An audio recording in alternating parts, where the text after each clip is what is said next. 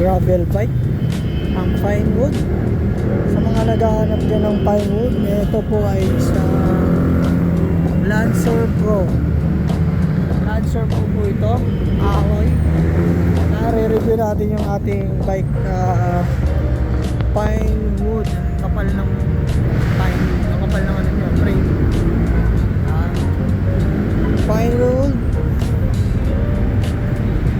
Lancer Pro gravel bike. Yun, yung Lancer Pro natin na Pinewood, solid to gamitin. Siyempre, review na natin to. Siyempre, alloy yung ano nito. Alloy, trim pole, paddle, internal. Yan, internal cable. Yan po ang ano natin. Tsaka yung port nya, alloy din yung port nya. Yan, yung alloy nya. Ito, binili na natin siya ng ano, ng hangin sa bike. Yan natin nilagay. Maganda dito sa gravel na to, guys. Ang dami niyang lagayan, oh. Oh, pwede mo siya lagyan dito. Ang dami niyang bolts. Oh. Yan, pwede mo siya lagyan diyan. Ano, pwede mo siya lagyan. Tapos meron pa dyan sa ilalim. Pwede mo rin lagyan. Ano? Kaya nang lagayan din sa ilalim, guys. Yan ang kagandahan sa frame na to. Napakaraming lalagyan. Ang RD na ito, guys. Ang RD ay Shimano Altus. Shimano Altus 2x9 to, guys. 2x9. Tapos ang FD nya is Shimano Polaris. Shimano Polaris, Shimano Altus. Napaka-smooth gamitin. Tapos ang kanyang ano, cog is Submit. Pati kadena Submit, guys. Pinalitan ko na pala yan, ha. Gravel RX siya rito. Tapos size small to, guys. Size small, pasok sa 5'2" hanggang 5'7" pasok to, guys. Kung mga height nyo mga ganyan, pasok yan. Ganda ng pagkano niya, oh.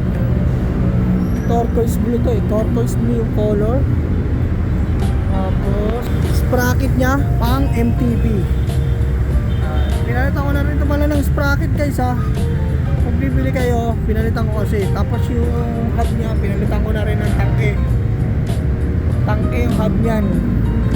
Kasi nabubore ako doon sa tahimik. Pero sa harap, hindi ko pinalitan. Kasi yan, maganda na yung tangke nya. Novatec na yung ano nya, no, hub.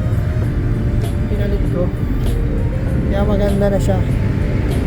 May tatak siya dito na Pinewood. Pati yung seat nya Pinewood din. Ang ganda, di ba? Ang crankset nya is ProWheel RPL. Yan, oh. ProWheel RPL. Gravel 34 to 46 teeth, 170 mm Halotech aluminum alloy. Saka yung ano nito, ano, pedal, pinalitan ko na rin siya. Pinalitan ko ng atomic oil sink. Pinalit ko, guys. Ang rim nito is aluminum double wall. Yan, aluminum yung double wall yan. Tapos ang gulong niya is Innova Stampede 700X 40C. Solid to, maganda to, mabilis din. Na-try ko na to ng 51 kilometers per hour yung bilis niya. Ang brake nito, guys, Pro Highway Line. Yan, oh. Pro Highway Line. Yan. Hydraulic po yung brake niya. Solid. Tapos ang ano niya, ignite po yung ano niya, brake lever.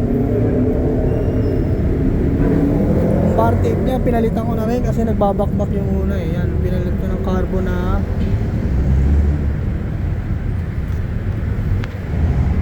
Aerowick yung pinalit ko na carbon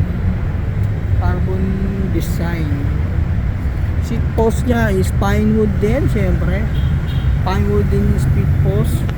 Ang drop bar niya guys is alloy na rin yung alloy. May mga ano kasi ako nilagay na ano eh. Ang drop bar niya is alloy. Pine wood din pala yan, no? Pine wood, natatakpan lang. Tapos stem niya is alloy din. Mecco. Pine wood din. Yan yung ating pine wood. Premium paint job yan guys. Yung pagka-paint to. Alright, yan. Size 47. Small. Ulit guys. Sa mga magbabalak bumili ng gravel na pine wood, Lancer Pro, solid na to. Sulit na. Meeting bang to guys ng 11.5 kilograms or 24 to 25 pounds. Ganyan yung timbang niya kung walang tubig. Yan, nilagyan ko na kasi ng tubig kaya medyo mabigat siya. Yan, ito lang gulong niya. Ito yung gravel bike natin kaya yan, solid na to sa inyo. Sa mga nagbabalak bumili, okay na to sa inyo guys. Alright, let's go.